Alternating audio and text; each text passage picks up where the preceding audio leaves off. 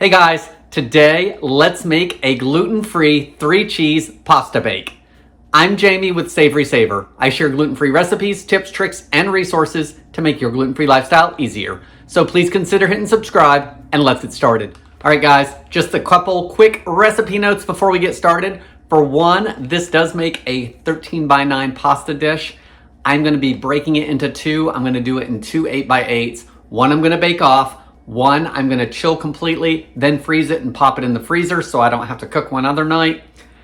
The other thing is I am using Tinkyata pasta for this. It's probably my favorite brand of gluten-free pasta. We do use others in this household though, so we don't strictly use this, but it's definitely one of our favorites.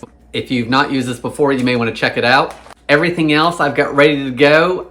Not really a whole lot of instructions here, guys, so we're not gonna do a lot of prep. We're just gonna jump into the recipe. So to start our recipe, I have my oven preheated to 350 degrees. The pasta's over here to the side cooking, and while that cooks, we'll make the rest of our sauce.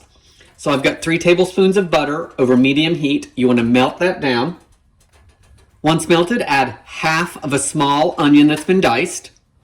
We're going to cook the onion over medium heat for about 4 or 5 minutes until slightly softened.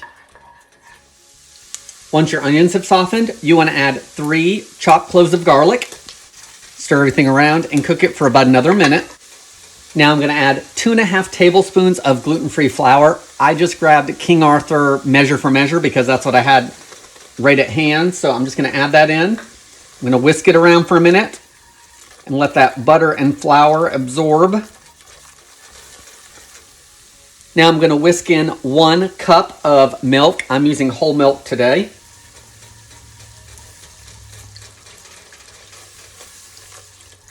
Whisking it in, of course, is going to help keep it from getting lumpy with that flour.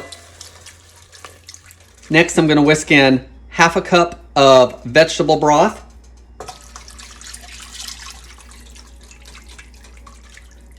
As well as 3/4 of a cup heavy cream. You want to whisk everything until it's smooth. Now we're going to season it. So I've got about 1 teaspoon of salt, maybe 1/4 teaspoon of black pepper, and just a pinch of red pepper flakes. Guys, this is all to taste, so use what you want out of those ingredients. I'm also going to stir in, this is about 1 teaspoon or so of fresh oregano. The recipe says oregano, it doesn't specify fresh or dried, so I'm going to use fresh. Next, I'm going to whisk in about half a cup of Parmesan cheese. This is more than half a cup, guys. I have fresh, but if I did not have fresh, I would still probably use the stuff in that green can.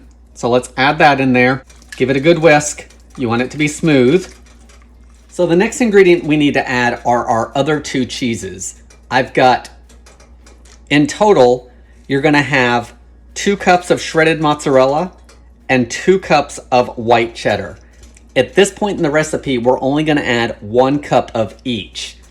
The recipe states to add the pasta in here and then add this and stir. Gluten-free pasta can be really, really delicate, as you guys well know. It likes to break up. So I am going to mix it into here and finish off the cheese sauce before I add my pasta, because I think that's going to help with the integrity of the pasta staying together. So let's do that. We'll just add a handful or so at a time, let it melt into the sauce, and then add another handful and keep doing that until those 2 cups are incorporated.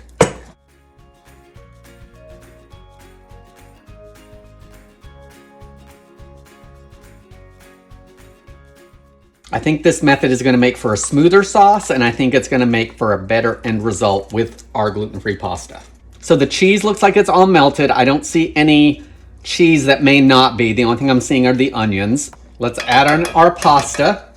So in goes our pound of cooked pasta.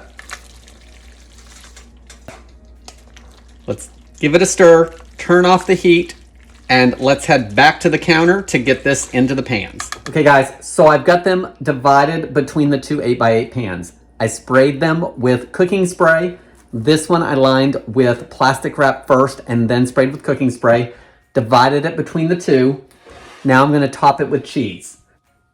For the other cup of cheddar and mozzarella, I just mixed everything together and then divided it in 2. So I'm going to take about 1 cup of that, and sprinkle it over the top. Now we want to bake this for 25 to 30 minutes until it gets golden. So I'm going to bake this one off.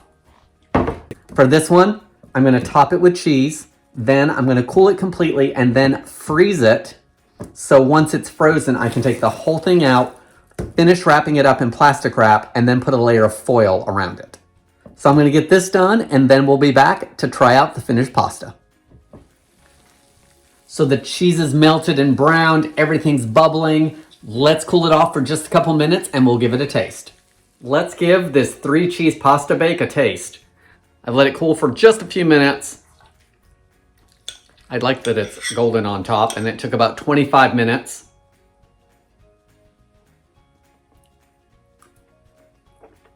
That's really good. There's plenty of seasoning in it. The sauce is creamy.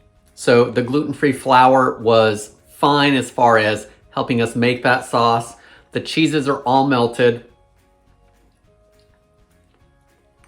I think if you wanted to make this more of a full meal, because there's not any protein in it really, if you added maybe 1 or 2 cooked chicken breasts that you had shredded up or cubed up, if you mix that in with the pasta, I think that would make a full dinner and you would just have it with a salad or whatever.